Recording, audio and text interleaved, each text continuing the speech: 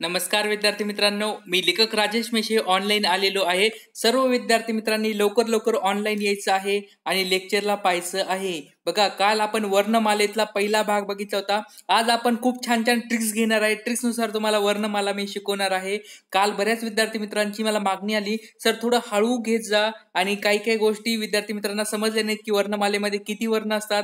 काही 48 म्हणत होते, 50 म्हणत होते, 52 म्हणत होते। पण एक गोष्ट तुम्हाला आज मी क्लिअर करणार आहे, ती म्हणजे वर्णमालेमध्ये 50 म्हणजे 50च वर्ण असतात।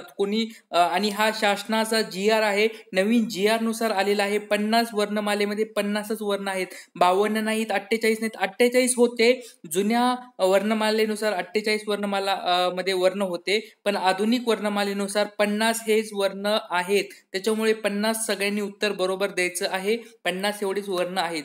तर बरेच विद्यार्थी मित्रांनी काल रिक्वेस्ट केली, सर थोडं हळू घेत जा, आम्हाला डेफिनेशन वगैरे लिहून घ्यायचं असतं। त्याच्यामुळे कालच्या गोष्टी थोडं मी हळू घेतो आणि पुढच्या लेक्चरला आता आपल्याला वळायचं आहे। तर लवकर सर्वांनी ऑनलाईन आले असतील तर कमेंट बॉक्समध्ये सांगायचं आहे। कोण ऑनलाईन आले लवकर कमेंट बॉक्समध्ये सांगा। पोलीस भरतीसाठी आपली ही मोफत बॅच आहे आणि टेन्शन घेऊ नका, सगळ्या गोष्टी शॉर्ट ट्रिक्सनुसार आपण कव्हर करणार आहोत। पोलीस भरतीसाठी बेस्ट पुस्तक आहे आपलं शॉर्टकट मराठी व्याकरण। तर आपण काल बघा काय बघितलं होतं, थोडी वरवरच्या लेवलला पण ती कालची रिव्हिजन घेऊया। वर्णमाला आपण पाहत होतो, वर्ण विचारमध्ये वर्णमाला बघत होतो, त्याच्यामध्ये पहिली डेफिनेशन आपण सांगितली होती। आता सुरुवातीला मी डेफिनेशन सांगतो, याच्यानंतर तुम्हाला डीप मध्ये खोलवर जाऊन आपण त्याच्यामध्ये ट्रिक्स पण नंतर बघणारच आहोत। फक्त सुरुवातीला तुम्हाला काही गोष्टी डेफिनेशन समजण्यासाठी मी तुम्हाला सगळ्या गोष्टी वाचून दाखवणार आहे। त्याच्यामुळे बघा, भाषा म्हणजे काय, भाषा म्हणजे काय, डेफिनेशन लिहून घ्यायची असेल तर लिहून घ्या। भाषा म्हणजे काय असते, आपले विचार व्यक्त करण्याचं एक साधन असते। भाषा म्हणजे दुसरं काही नाही, एक विचार व्यक्त करण्याचे साधन असते। बघा, माणूस असतो, एक माणूस दुसऱ्या माणसाला बोलायचं असेल तर ती एक विशिष्ट भाषेमध्ये तो बोलत असतो, तर त्यालाच म्हणतात भाषा। म्हणजे त्याचे विचार, त्याचे जे मधल्या आतमधल्या ज्या गोष्टी असतात ते त्याला व्यक्त करायच्या असतात, आणि तो व्यक्त करण्याचे साधन म्हणजेच काय असते, तर भाषा असते। पहिली डेफिनेशन तुम्ही लिहून घेतली असेल, पुढच्या डेफिनेशन साठी सांगतो। आता लिपी, आता पुढची डेफिनेशन लिहून घ्या। लिपी म्हणजे काय, लिपी म्हणजे काय, आवाजांच्या किंवा ध्वनीच्या सांकेतिक खुणा असतात आणि आपण ते लेखन करून, आता बघा आपण जी भाषा बोलतो, आता ते काहीतरी आपल्याला लिहून ठेवावं लागेल। जर लिहून ठेवलं, लिखाण केलं, ते लिखाण केलं तरच ती गोष्ट काय होईल, पुढच्या पिढीसाठी किंवा दुसऱ्या लोकांसाठी समजून येतील। त्याच्यामुळे ज्या गोष्टी आपण लिहून ठेवतो, सांकेतिक खुणा असतात, त्या सांकेतिक खुणांना, प्रत्येक अक्षराच्या, प्रत्येक आवाजाच्या, ध्वनीच्या सांकेतिक खुणा असतात, त्या खुणा लिहून ठेवणे यालाच काय म्हणतात, लिपी म्हणतात। जसं की मराठी भाषेची लिपी आहे देवनागरी लिपी। म्हणजे तुम्हाला परीक्षेत प्रश्न पडला की मराठी भाषा म्हणजे बालबोध ही जी मराठी भाषा आहे ती कोणत्या लिपीमध्ये असते, तर ती देवनागरी लिपीमध्ये असते। हा पुढचा तुम्ही कन्सेप्ट लिहून घ्या।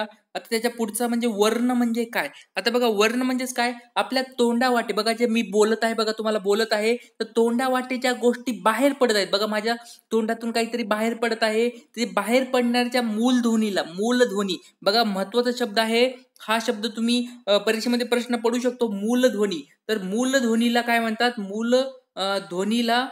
मूलध्वनीला काय म्हणतात, वर्ण असे म्हणतात। आपला ध्वनी असतो बघा, MS धोनी, MS धोनी म्हणजेच काय, मूलध्वनी। त्याचा मुलगा असतो बघा, तो मुलगा म्हणजेच काय, MS धोनीचा मुलगा म्हणजे मूलध्वनी। आणि त्या मूलध्वनीलाच काय म्हणायचं, आपल्याला वर्ण म्हणायचं आहे। आणि वर्ण म्हणजेच काय, वरण भात। अशा स्वरूपात खूप मस्त ट्रिक्स आपल्या पुस्तकात टाकल्या आहेत, सर्वांनी ते वाचून घ्यायचं आहे। शॉर्टकट मराठी व्याकरणाचं पुस्तक बाजारात उपलब्ध आहे। कोणी पुस्तक विकत घेतलेलं आहे, खरेदी केलं आहे, लवकर कमेंट बॉक्समध्ये सांगायचं आहे। आणि महत्त्वाची गोष्ट अजून एक तुम्हाला सांगतोय, ज्यावेळेस आपले हे मराठी व्याकरणाचे लेक्चर होत असतील ना, त्यावेळेस काय करा, तुमचं पुस्तक उघडून बसत जा। म्हणजे ज्यावेळेस मी गोष्टी क्लिअर करत आहे, ज्या गोष्टी मी सांगत आहे, त्या गोष्टी तुम्ही पुस्तकात पाहत जा, म्हणजे तुम्हाला त्या आणखी पण क्लिअर होतील। किंवा बाजूला नोटबुक पेन घेऊन बसत जा, म्हणजे तुम्हाला त्या गोष्टी आणखी पण समजतील। तर अशा स्वरूपात आपण हळूहळू घेणार आहोत, टेन्शन घेऊ नका। फक्त दररोज लेक्चर पाहत जा, ऐकत जा। माझं ऑफिस असतं बघा, सोमवार ते शुक्रवार, तो ऑफिस करून पण तुम्हाला मी लेक्चर घेणार आहे, टेन्शन घेऊ नका। फक्त दररोज काय करायचं, लेक्चर अटेंड करत जा, एवढीच तुम्हाला सर्वांना विनंती आहे। आणि महत्त्वाची गोष्ट म्हणजे आपली मोफत बॅच आहे, त्याच्यामुळे असं विचार करू नका मोफत आहे म्हणून लेक्चर नाही अटेंड केलं तर चालेल, पण असं करू नका, तुमचाच याच्यामध्ये फायदा आहे। तुम्हालाच पैकीचे पैकी मार्क्स मिळवण्यासाठी हे शॉर्ट ट्रिक्सचे लेक्चर नक्कीच पाहत जा। बघा, पुढचा जो आहे तो म्हणजे अक्षर। अक्षर बघा, अक्षर म्हणजेच काय, अक्षर नावातच काय बघा, अक्षर म्हणजे ज्याचा क्षय होत नाही, ज्याचा नाश होत नाही, जे नष्ट पावत नाहीत, असे जे खुणा असतात त्यांनाच काय म्हणतात, अक्षर असे म्हणतात. अक्षर म्हणजेच काय, जे वर्ण असतात, आपण तोंडामधून जे गोष्टी बोलत असतात, मूलध्वनी आपल्या तोंडातून येत असतात, त्या मूलध्वनीला काय करावं लागतंय, एखाद्या खुणेनुसार लिहावं लागतं. बघा, आपण इथं लिहिलं आता लिहिलंय आपण, ब लिहिलेलं आहे, क लिहिलेलं आहे. आता हे सगळे काय असतात, हे अक्षर असतात. म्हणजे ह्यांना एक विविध भाषेमध्ये विविध ह्याच्यामध्ये काय करावं लागतं, हे विविध खुणाने लिहून ठेवावं लागतात. ते लिहून ठेवण्याच्या यालाच काय म्हणतात असतात, अक्षर म्हणतात. आणि आपण बघा, एखादी गोष्ट जर कोणती पण जर गोष्ट आपण लिहून ठेवली, अक्षराच्या स्वरूपात आपण लिहून ठेवली, तर ती गोष्ट नष्ट पावत नाही म्हणून तिला अक्षर असे म्हणतात. अक्षर, ज्याचा क्षर होत नाही, ज्याचा नष्ट पावत नाही, अशा गोष्टीला अक्षर असे म्हणतात. ही डेफिनेशन आता क्लिअर झाली असेल. आता अक्षराच्या पुढची आपली डेफिनेशन आहे म्हणजे शब्द. आता शब्द म्हणजेच काय असते, अक्षर. आता आपण अक्षर पाहिले, अक्षर म्हणजेच काय, एक खूण आहेत, वेगळ्या वेगळ्या प्रकारच्या वर्णांच्या खूण आहेत. असे वेगवेगळे वर्ण, वेगवेगळे अक्षर जर एकत्र आले, त्यांचा समूह झाला आणि त्या समूहाला जर अर्थ प्राप्त झाला, बघा खूप महत्वाची गोष्ट सांगत आहे ती म्हणजे, जर त्या शब्दाच्या अर्थाच्या समूह, ज्या अक्षरांच्या समूहाला जर अर्थ प्राप्त झाला तरच त्याला काय म्हणतात, शब्द असे म्हणतात. म्हणजे बघा, तुम्ही अक्षरांचा समूह केला आणि त्याला जर अर्थ प्राप्त होत नसेल तर त्याला शब्द म्हणत नाहीत. परत एकदा रिपीट सांगतो तुम्हाला, एक उदाहरण घेतो छोटं. बघा, कमळ.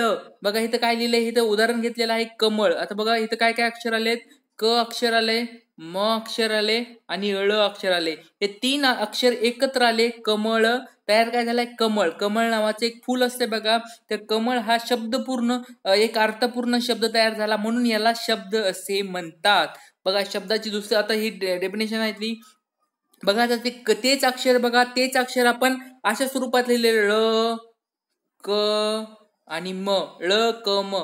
ळ क म नावाचा असं काही शब्द आहे का, नाही. म्हणजे याला अर्थ प्राप्त झालेला नाही. हे आपण अक्षरांचा समूह केला, पण त्याला काय झाला, एक विशिष्ट प्रकारचा अर्थ प्राप्त झाला नाही. त्याच्यामुळे अशा समूहाला काय म्हणतात, शब्द म्हणत नाही. तर ही तुम्हाला शब्दाची डेफिनेशन सांगितली. अक्षर जे असते, अक्षरांचा विशिष्ट प्रकारे त्याला आपण रचना केली आणि त्याच्यापासून जर अर्थ प्राप्त झाला तेव्हाच तो शब्द तयार होत असतो. आता त्याच्या पुढची गोष्ट आहे ती म्हणजे वाक्य. आता वाक्य म्हणजेच काय असते, शब्दांचा समूह असतो आणि शब्दांचा समूह असून त्या वाक्याला किंवा त्या शब्दाच्या समूहाला अर्थ प्राप्त झाला तरच त्याला वाक्य असे म्हणतात. बघा पुढचं अजून एक महत्वाचे सांगितलं म्हणजे, वाक्याला जर त्या विशिष्ट शब्दांच्या समूहाला अर्थ प्राप्त झाला तेव्हाच त्याला वाक्य असे म्हणतात. तुम्हाला छोटं उदाहरण घेतो बघायचं, छोटं उदाहरण बघा. मी जेवण करत आहे. मी हा एक शब्द आहे, जेवण हा एक शब्द आहे, करत हा एक शब्द आहे हा एक शब्द आहे. यात हे सगळे शब्द एकत्र केले, त्यांचा समूह बनवला, तेव्हा याच्यापासून वाक्य, पूर्ण अर्थाचं वाक्य तयार झालं. मी जेवण करत आहे म्हणजे मी या घडीला, या क्षणाला मी जेवण करत आहे, असं त्याचा अर्थ झाला, अर्थ पूर्ण झाला. म्हणजेच ह्या शब्दांच्या समूहाला काय म्हणतात, वाक्य असे म्हणतात. आता बघा छोटं दुसरं उदाहरण घेतलं आहे, करत मी जेवण काहीच अर्थच प्राप्त होत नाही. करत मी जेवण म्हणजे नेमकं काय, करत मी जेवण आहे असं काही अर्थच प्राप्त झाला नाही, करत मी जेवण. तर अशा स्वरूपाचं हे वाक्य नसतं, म्हणून अशा शब्दांच्या समूहाला अर्थ प्राप्त झाला नाही, म्हणून अशा शब्दांच्या समूहाला वाक्य म्हणत नाहीत. आतापर्यंतच्या गोष्टी क्लिअर झाल्यात का, लवकर लवकर कमेंट बॉक्स मध्ये सांगायचं आहे. आणि ह्या खूप बेसिक गोष्टी होत्या, खूप महत्वाच्या गोष्टी होत्या, पण बेसिक गोष्ट होत्या, या सगळ्यांना माहितच असतील. आता आपल्याला हळूहळू कशा जायचं, जसं पुढे जायचं आहे, अवघडात घुसायचं आहे. ह्या तुम्हाला बेसिक गोष्टी समजल्या असतील. आता लेक्चर कसं वाटत आहे विद्यार्थी मित्रांनो, लवकर लवकर कमेंट बॉक्स मध्ये सांगायचं आहे. लेक्चर बघा हळूहळू घेत आहे, मस्त स्वरूपात सांगत आहे, एकदम लहान बालवाडीच्या विद्यार्थ्यांना समजून सांगावं असे स्वरूपात तुम्हाला लेक्चर मी सांगत आहे. तर खूप आता आपल्याला काय करायचं, आता बालवाडीपासून हळूहळू आता पुढे जायचं आहे. आता 5वी पर्यंत यायचं आहे. 5वी पासून 10वी, 10वी नंतर 12वी आणि नंतर आता स्पर्धा परीक्षेसाठी आपल्याला उतरायचं आहे. अशा स्वरूपात हळूहळू आपल्याला काय करायचंय, पुढे पुढे एकदम अवघडाकडे जायचं आहे. तर आतापर्यंत लेक्चर समजलं असेल तर लवकर सगळ्यांनी व्हिडिओला लाईक करायचं आहे. बरेच विद्यार्थी ऑनलाईन आहेत पण लाईक खूप कमी आलेले आहेत. तुम्हाला फ्री ऑफ कॉस्ट मध्ये मी देतोय ना, तर माझ्यासाठी एवढंच करा, फक्त एक लाईक करा व्हिडिओला. तुम्हाला जास्त मी काही मागणी करत नाहीये, फक्त व्हिडिओला लाईक केलं तरी भरपूर आहे आपल्यासाठी. आता बघा पुढचा जो आहे ते म्हणजे, आता तुम्हाला वाक्य म्हणजे सांगितलं म्हणजे बाराखडी. आता पुढची गोष्ट आहे ती म्हणजे बाराखडी. बघा आपण लहानपणी शाळेमध्ये असताना बाराखडी आ ई घेतली होती, बाराखडी घेतली होती. बघा बाराखडी म्हणजेच काय, काना मात्रा. म्हणजे एखाद्या वर्णाला काना मात्रा दिला तर ते काय होते, त्याच्यापासून बाराखडी तयार होते.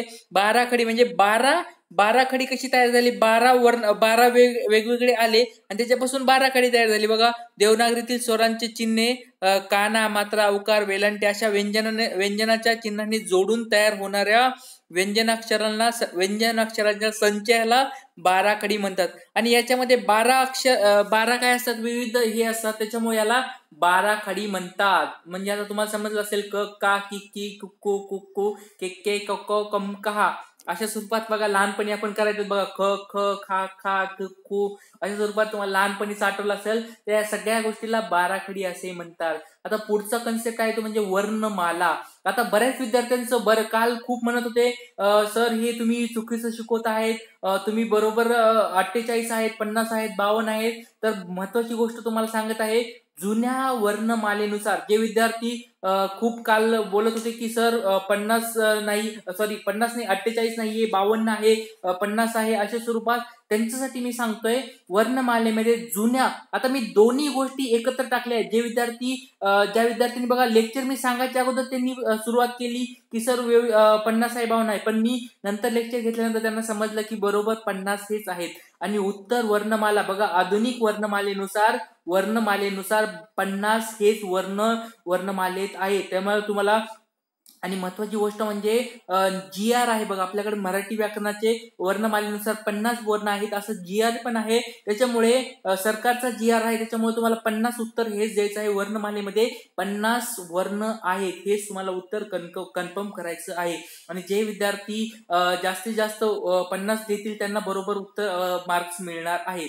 आणि जर प्रश्न विचारला जुन्या वर्णमालेनुसार, म्हणजे जुनी आणि नवीन दोन अशा वर्णमाला होत्या. तर जुन्या वर्णमालेनुसार 48 वर्ण होते आणि नवीन वर्ण, बघा ही जुनी वर्णमाला आहे, याच्यामध्ये 48 वर्ण होते. आणि नवीन वर्णमालेमध्ये बघा अ आणि अ असे दोन अ आणि अ. बघा काय झालं, इंग्रज जेव्हा आपल्या महाराष्ट्रामध्ये किंवा भारतामध्ये आले होते, त्यावेळेस जेव्हा त्यांच्या बरोबर आपल्या काही झाले मराठीमध्ये चेंजेस झाले. बॅट बॉल असे विविध शब्दामध्ये आपले काय झाले, चेंजेस झाले. आणि अ आणि अ असे दोन हे काय झाले, नवीन स्वर एक आपल्या ह्याच्यामध्ये भाषेमध्ये घेतले गेले. त्याच्यामुळे अशा ह्याला काय म्हणतात, हे आ आणि अ या दोन यांना काय झाले, स्वर म्हणून डिक्लेअर केलं इंग्रजी भाषेमध्ये आलेले. आणि अशा प्रकारे आता 14 स्वर आलेले आहेत. पहिले बघा किती होते, 48. पहिले किती 48 वर्ण होते आणि प्लस हे 2, म्हणजे आता एकूण किती वर्ण झालेले आहेत, 50 वर्ण झालेले आहेत. आणि हेच बरोबर उत्तर आहे. कोणी किती पण तुम्हाला बाकीच्या पुस्तकात कसं पण काही भेटून द्या, काही टेन्शन घ्यायचं नाही. तुमचे मित्र जरी म्हणले अरे बाबा 48 असते, 52 असते, काय असते, टेन्शन घ्यायचं नाही. 50 उत्तर हेच बरोबर आहे. कोणी किती पण रडून द्या, किती वरडून द्या, किती तुम्हाला काय सांगून द्या, टेन्शन घ्यायचं नाही. 50 वर्ण हेच बरोबर उत्तर आहे. कायद्यानुसार, जी आर नुसार, कोर्टानुसार हीच वर्णमालेमधले 50 वर्ण हेच बरोबर उत्तर आहे. 50 वर्ण तुम्ही त्याचं उत्तर द्यायचं आहे. तर अशा स्वरूपात आपण काल काय बघितलं, मूळ वर्णमालेनुसार 48 वर्ण होते आणि आधुनिक वर्णमालेनुसार आता 50 वर्ण आहेत. अशा प्रकारे आपण कालच्या गोष्टी पाहिल्या होत्या. आतापर्यंत कोणाला काही अडचणी आहेत का, लवकर कमेंट बॉक्समध्ये सांगायचं आहे. आतापर्यंतचं लेक्चर हे कालच्या गोष्टीचे रिव्हिजन होतं. आज आपल्याला आता पुढे वळायचं आहे, ट्रिक्स घ्यायच्या आहेत. त्याच्यामुळे आतापर्यंतच्या गोष्टी गोष्टी समजल्यात का लवकर लवकर कमेंट बॉक्समध्ये सांगायचं आहे. आणि ज्या विद्यार्थ्यांनी आणखी पण रजिस्ट्रेशन केलं नसेल त्या विद्यार्थ्यांनी काय करा, ह्या माझा व्हॉट्सअपचा नंबर आहे, याच्यावर जाऊन तुमचं नाव, तुमचा जिल्हा आणि तुम्ही कशाची तयारी करता याच्याबद्दल सांगा. म्हणजे तुम्हाला आणखी म्हणजे ज्यावेळेस आपले लेक्चर होतील त्यावेळेस तुम्हाला त्याच्या लिंक मिळत राहतील. तर विद्यार्थी मित्रांनो, आता आपल्याला पुढे वळायचं आहे, ते म्हणजे वर्णमालेमधला पुढचा आपल्याला गोष्टी घ्यायच्या आहेत. बघा आता आता मूळ वर्णमालेनुसार तुम्हाला सांगितलं आताच, मूळ वर्णमालेनुसार 48 वर्ण होते आणि आधुनिक वर्णमालेनुसार 48+2 असे 50 वर्ण आहेत. बघा असे तुम्हाला सांगितलं. बघा आता ते कसे कसे वर्ण आहेत तुम्हाला आता ते छोटे एक आपल्या बघा पुस्तकामध्ये शॉर्टकट मराठी व्याकरण पुस्तकामध्ये खूप सुटसुटीत प्रकारे मी ह्या गोष्टी टाकल्या आहेत. त्याच्यामुळे विद्यार्थी मित्रांनो सगळ्या गोष्टी आपल्या पुस्तकात तुम्हाला भेटून जातील. बघा मूळ वर्णमाला, पहिली गोष्ट म्हणजे मूळ वर्णमालेनुसार 12 स्वर होते, नंतर 2 स्वरादी होते आणि 34 व्यंजन होते. म्हणजे 12 + 2 + 34 असे 48 एकूण 48 वर्ण होते मूळ वर्णमालेनुसार किंवा जुन्या वर्णमालेनुसार. आधुनिक वर्णमालेनुसार किती आता 14 स्वर आहेत, 2 स्वरादी आहेत आणि 34 व्यंजन. आता बदल कुठे झालेला आहे, फक्त स्वरामध्ये बदल झालेला आहे. 2 स्वर एक्स्ट्रा आलेले आहेत, अ आणि अ हे 2 स्वर एक्स्ट्रा आलेले आहेत, त्याच्यामुळे 14 स्वर आता झालेले आहेत. असे एकूण 50 म्हणजे 50 मारली. बघा वर्णमालेने आपल्या 50 मारले आहे. आधुनिक वर्णमालेनुसार आता आधुनिक वर्णमालेने 50 मारलेली आहे. आता तुम्हाला याची छोटी ट्रिक सांगतो. सोपं आहे, खूप सोपी गोष्ट आहे, पण तुम्हाला छोटी अभ्यास करता करता कसं हसायचं किंवा कशा स्वरूपात ह्या गोष्टी लक्षात ठेवायच्या याच्यासाठी तुम्हाला मी एक छोटी ट्रिक सांगणार आहे. लवकर लवकर सगळ्यांनी कमेंट बॉक्समध्ये सांगायचं. रेडी आहेत का? सगळ्यांनी रेडी असाल तर मी आता ट्रिक सांगणार आहे. बघा काय झालं माहिती का, असं समजा मूळ वर्णमाला आणि आधुनिक वर्णमाला, मूळ वर्णमाला आणि आधुनिक वर्णमाला यांची काय असते, क्रिकेट मॅच असते. मूळ वर्णमाला आणि आधुनिक वर्णमाला यांची क्रिकेट मॅच असते. त्याच्यामध्ये बघा मूळ वर्णमालेमध्ये कोण कोण असतो, एक असतो सचिन असतो. स्वर म्हणजेच काय, स्वर म्हणजे सचिन. स्वर नावातच काय बघा सचिन आहे. स्वरादी म्हणजेच काय, सौरव गांगुली असतो. बघा सौरव गांगुली. आणि व्यंजन म्हणजे व्यंकटेश असतो, व्यंकटेश. बघा स्वर म्हणजेच काय, सचिन तेंडुलकर म्हणजे आपला सचिन असतो. स्वरादी म्हणजे सौरव गांगुली असतो आणि व्यंजन म्हणजेच काय, व्यंकटेश असतो. असे 3 प्लेयर काय करतात, सचिन तेंडुलकर किती रन काढतो, सचिन तेंडुलकर काढतो 12 रन काढतो. सौरव गांगुली किती रन काढतो, 2 रन काढतो. आणि व्यंकटेश म्हणजे व्यंजन किती रन काढतो, 34 रन काढतो. असे मिळून काय करतात, मूळ वर्णमाला असते, मूळ वर्णमाला ते काय करतात 48 रन काढतात. 48 किती, मूळ वर्णमाला 48 रन काढतात. अशा स्वरूपात तुम्ही लक्षात ठेवा. 48 म्हणजेच काय, 48 वर्णमालेमध्ये मूळ वर्णमालेमध्ये 48 वर्ण आहेत. बघा मूळ वर्णमालेमध्ये किती आहेत, 48. म्हणजे त्यांनी किती रन काढले, 48 रन काढले. आता आधुनिक वर्णमालेमध्ये कोण असणार आहे, सुरेश. बघा सुरेश रैना आहे. आधुनिक वर्णमालेमध्ये स्वर म्हणजेच काय, सुरेश रैना आहे. पहिल्या आधुनिक मूळ वर्णमालेमध्ये कोण होता, सचिन तेंडुलकर होता. म्हणजे सचिन तेंडुलकर जुना होता. बघा जुना म्हणजेच काय, मूळ वर्णमाला. नवीन म्हणजे आधुनिक कोण असणार आहे, सुरेश रैना असणार आहे. स्वर म्हणजेच काय, सुरेश रैना. किती रन काढतो, 2 रन एक्स्ट्रा काढतो. 2 रन एक्स्ट्रा काढतो. स्वरादी म्हणजेच काय, सौरव गांगुली, तो 2च धावा काढतो. आणि व्यंजन म्हणजे व्यंकटेश किती काढतो, 34च धावा काढतो. म्हणजे बघा पहिल्या ह्याच्यात किती सौरव. आता ह्याच्यामध्ये फरक काय कुठे झालेला आहे, फक्त स्वर मध्ये फरक झालेला आहे. म्हणजे सचिन तेंडुलकरच्या ऐवजी फक्त काय आलाय, सुरेश रैना आलेला आहे. म्हणजे जुन्या मूळ वर्णमालेमध्ये काय होते, 2 रन कमी होते आणि आधुनिक वर्णमालेमध्ये 50 मारली. बघा त्यांनी 50. तर काय झाले, अशा स्वरूपात आधुनिक वर्णमाला 50 मारते आणि काय होते, क्रिकेट मॅच जिंकून टाकते. अशा स्वरूपात तुम्ही लक्षात ठेवा. आता तुम्हाला परीक्षेमध्ये प्रश्न पडला, अरे बाबा आधुनिक वर्णमालेमध्ये किती वर्ण असतात, तुम्हाला लगेच लक्षात येईल, अरे बाबा आधुनिक वर्णमालेने 50 मारली होती. काय मारली होती, आधुनिक वर्णमालेने 50 मारली होती. 50 म्हणजेच काय, 50 रन. म्हणजेच 50 वर्ण होते. आणि बघा तुम्हाला प्रश्न विचारला की बाबा किती रन कोणी कोणी कसे कसे होते, तुम्हाला लगेच लक्षात येईल. स्वरादी म्हणजेच काय, स्वर म्हणजेच काय, कोण होता तो, सुरेश रैना. सुरेश रैनाने किती रन काढले होते, 14 रन काढले होते. स्वरादी म्हणजेच कोण, सौरव गांगुली. त्यांनी किती रन काढले होते, 2 रन काढले होते. व्यंजन म्हणजेच काय, व्यंकटेश म्हणजेच व्यंजन. त्यांनी किती रन काढले होते, 34 रन काढले होते. असे मिळून 14 + 2 + 34 असे 50 रन तुम्हाला 50 रन काढले होते, म्हणजे 50 केली होती त्यांनी, म्हणजेच ते जिंकले होते. अशा स्वरूपात तुम्हाला ट्रिक्स कशी वाटली, आणि अशा स्वरूपात हळूहळू किंवा एक वेगळ्या प्रकारे अभ्यास करा. आपल्या स्वतःच्या जीवनाशी अभ्यासाची तुलना करा. विद्यार्थी मित्रांनो, खूप तुम्हाला महत्वाची गोष्ट सांगत आहे, अशा स्वरूपात अभ्यास करायला शिका. कारण बघा, बरेच विद्यार्थी, जवळजवळ 4 ते 5 लाख विद्यार्थी पोलीस भरती, सरळ सेवा अशा विविध परीक्षेला बसत असतात, आणि त्या विद्यार्थ्यामध्ये आपलीच निवड का व्हावी, तर त्याच्यासाठी सांगत आहे की अशा स्वरूपात अभ्यास करा. म्हणजे तुम्हाला एकदम एक्झॅक्ट आणि एकदम ॲक्युरेट उत्तर येईल, एकदम अचूक तुम्हाला उत्तर देता येईल, आणि तुम्हाला परीक्षेमध्ये पैकीच्या पैकी मार्क्स मिळतील. आणि जर परीक्षेमध्ये अचूक उत्तर द्यायचे असेल तर काय करावं लागतात, छोटे छोटे ट्रिक्स बनवा. ट्रिक्स बनवल्या की तुम्हाला त्या गोष्टी विसरत नाही. जसं की आपण आता बघितलं, आधुनिक वर्णमालेनुसार किती वर्ण असतात, तुम्ही लगेच लक्षात ठेवलं.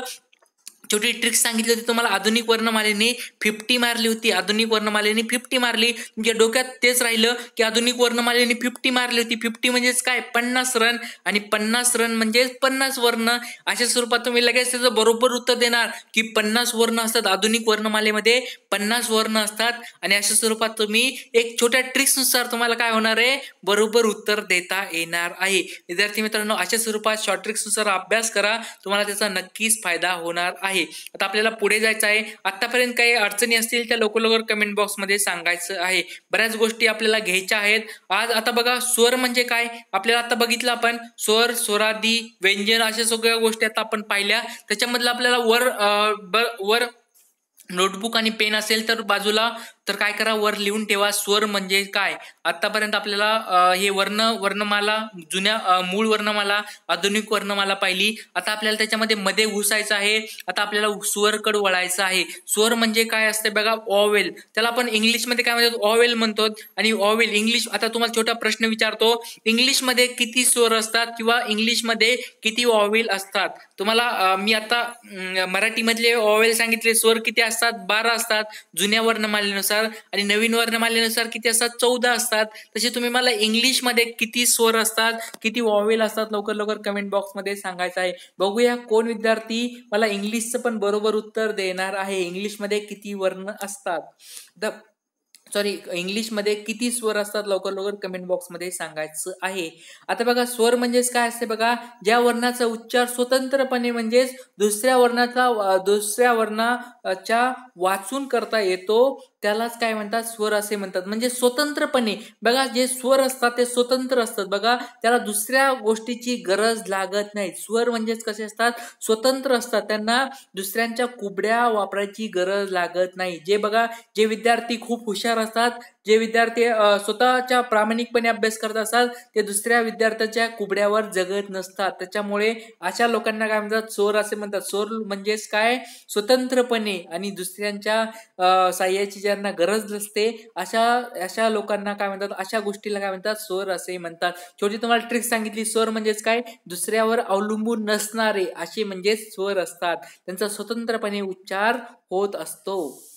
बघा, त्याच्यामध्ये स्वराचे 3 प्रकार असतात. कोणते कोणते, ऱ्हस्व स्वर, दीर्घ स्वर आणि संयुक्त स्वर. बघा, वर डेफिनेशन लिहिली, स्वर म्हणजेच काय. आता खाली लिहा, स्वराचे 3 प्रकार असतात, ते म्हणजे ऱ्हस्व स्वर, दीर्घ स्वर आणि संयुक्त स्वर. हे त्याचे 3 ग्रुप असतात, ग्रुप म्हणू शकतात, स्वराचे प्रकार म्हणू शकतात. या 3 ग्रुपमध्ये, या 3 गटामध्ये स्वराला वर्गीकृत केलेलं असतं.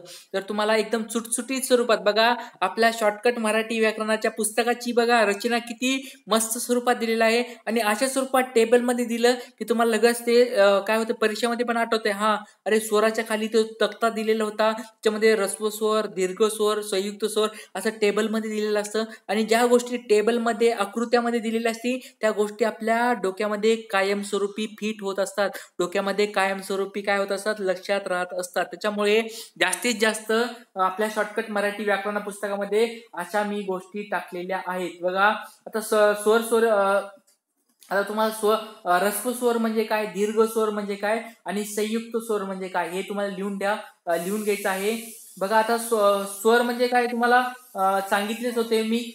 14 स्वर असतात त्याच्यामधले बघा ज्या स्वरांचा उच्चार करण्यास कमी वेळ लागतो. ह्रस्व म्हणजेच काय, ह्रस्व दीर्घ किंवा तुम्ही त्याला लघु आणि गुरु अशा स्वरूपात पण म्हणू शकतात. लघु म्हणजेच काय, लहान, ज्यांचा उच्चार करण्यासाठी कमी वेळ लागतो.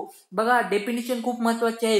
ह्रस्व म्हणजेच काय, कमी, लहान किंवा लघु अशा स्वरूपात तुम्ही त्याला लक्षात ठेवू शकतात. ह्रस्व म्हणजेच काय, ज्या स्वरांचा उच्चार करण्यासाठी कमी वेळ लागतो त्यांना काय म्हणतात, ह्रस्व स्वर. बघा बघा ई, रू, उ, बघा रू,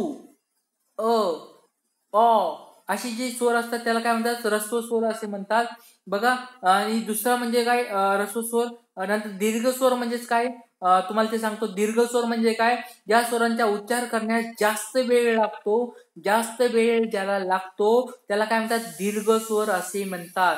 ज्या स्वरांचा उच्चार करण्यास जास्त वेळ लागतो त्याला दीर्घ स्वर असे म्हणतात. म्हणजे कोणते, आ, मोठी ई, मोठी ओ, अशी जी असतात त्यांना काय म्हणतात, दीर्घ स्वर असे म्हणतात.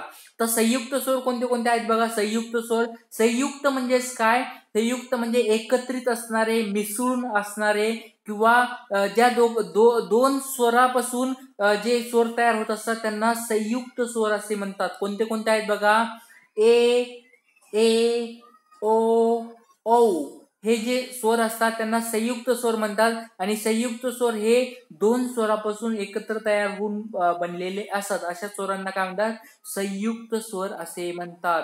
बघा कोणते कोणते स्वर आहेत. बघा तुम्हाला बाजूला लिहून दाखवत आहे. ए, औ हे जे स्वर असतात त्यांना काय म्हणतात, संयुक्त स्वर. कारण ते संयुक्त स्वर का म्हणतात त्याला, कारण ते दोन स्वरापासून बनलेले असतात. बघा ए कसा बनलेला आहे, अ प्लस ई किंवा ई पासून ए तयार होतो. परत बघा पुढचा ए कसा तयार झालेला आहे, आ प्लस ई किंवा ई पासून. बघा आ प्लस ई किंवा ई पासून ए हा स्वर झालेला आहे. पुढचा स्वर कोणता आहे बघा, ओ स्वर. बघा ओ तयार कसा झालाय, अ प्लस उ किंवा उ पासून हा ओ स्वर तयार झालेला आहे. आणि औ स्वर कसा तयार झालेला आहे, आ प्लस उ किंवा उ पासून औ हे तयार झालेलं आहे. अशा स्वरूपात संयुक्त स्वर म्हणजेच काय, संयुक्त, बघा नावातच काय, संयुक्त म्हणजे एकत्रित असणारे किंवा मिसळून असणारे, मिळून असणारे अशा स्वरांना काय म्हणतात, संयुक्त स्वर असे म्हणतात. अशा स्वरूपात बऱ्याच गोष्टी मी तुम्हाला घेतल्या. आता पुढच्या गोष्टी घेणार आहे ती म्हणजे त्याचे दोन प्रकार असतात. स्वरांचे पण अजून दोन प्रकार असतात. त्याच्यामध्ये सजातीय स्वर आणि विजातीय स्वर अशा स्वरूपात त्याचं तुम्ही वर्गीकरण करू शकतात. सजातीय स्वर म्हणजेच काय, एकाच उच्चार स्थानापासून बनणारे जे स्वर असतात त्यांना काय म्हणतात, सजातीय. बघा नावातच काय, स म्हणजे सारख्या, जातीचे म्हणजे सारख्या जातीचे असणारे स्वरांना काय म्हणतात, सजातीय. म्हणजे एकाच जातीच्या स्वरांना काय म्हणतात, सजातीय स्वर. विजातीय, म्हणजेच काय, वेगळे, आणि वेगळ्या जातीच्या स्वरांना काय म्हणतात, विजातीय स्वर. सजातीय स्वर बघा तुम्हाला मागे मी लेक्चर घेतलं होतं त्याच्यात सांगितलं होतं. सजातीय म्हणजेच काय, आणि बघा आणि आ बघा दोन्ही पण म्हणताना एकच वाटतंय, पण फक्त थोडा आवाजात कमी जास्तपणा होतो. काय आहे, लघु किंवा ह्रस्व आहे. म्हणजेच काय, दीर्घ आहे. आणि पण ते दोन्ही कसे आहेत, एकाच उच्चार स्थानापासून बनलेले आहे, त्याच्यामुळे त्यांना काय म्हणतात, सजातीय म्हणतात. आ, उ, ओ, ई, ए ए बघा दोन्ही कसे एकाच जातीचे आहेत, त्याच्यामुळे त्यांना काय म्हणतात, सजातीय स्वर म्हणतात. आता विजाती म्हणताना बघा, विजाती स्वर म्हणजेच काय, वेगळ्या जातीचे त्याला काय म्हणतात, विजातीय स्वर असे म्हणतात. बघा छोटं उदाहरण घेतो, अ ई बघा वेगवेगळं वाटते का नाही, अ ई. बघा दुसरं उदाहरण घेतो, उ ए उ ए वेगवेगळं वाटते बघा, औ रू औ रू बघा वेगळं वाटते. अशा स्वरूपात म्हणजे तुम्हाला ज्या गोष्टी वेगळ्या वाटतात अशा स्वरांना काय म्हणतात, विजातीय स्वर असे म्हणतात. तर विद्यार्थी मित्रांनो, अशा बऱ्याच गोष्टी आपल्याला कव्हर करायच्या आहेत आणि खूप छान स्वरूपात आपल्या शॉर्टकट मराठी व्याकरण पुस्तकामध्ये सगळ्या गोष्टी एकदम तक्ता बघा, खूप छान स्वरूपाच्या आकृत्या बनवल्या आहेत आणि तुमच्या डोक्यामध्ये डायरेक्ट ते घुसतात, ते तुम्हाला लक्षात राहतात. त्याच्यामुळे आकृत्या खूप छान छान मी बनवलेल्या आहेत. तुम्हाला शॉर्ट ट्रिक्सचं पुस्तक नक्कीच आवडणार आहे. आपल्याला उद्याच्या लेक्चरमध्ये मी सगळ्या गोष्टी घेणार आहे, त्याच्यामुळे उद्याच्या लेक्चरमध्ये सर्वांनी उपस्थित राहायचं आहे. तर बघा आपलं हे शॉर्टकट मराठी व्याकरणचं पुस्तक आहे, याच्यामध्ये खूप मस्त स्वरूपात मी सगळ्या गोष्टी टाकलेल्या आहेत. तुम्हाला त्या नक्कीच आवडतील, तुम्हाला त्याचा खूप फायदा होणार आहे. आणि पोलीस भरती, सरळ सेवा, MPSCच्या सर्व परीक्षेमध्ये मराठी व्याकरणासाठी हे पुस्तक तुम्ही नक्कीच वापरा.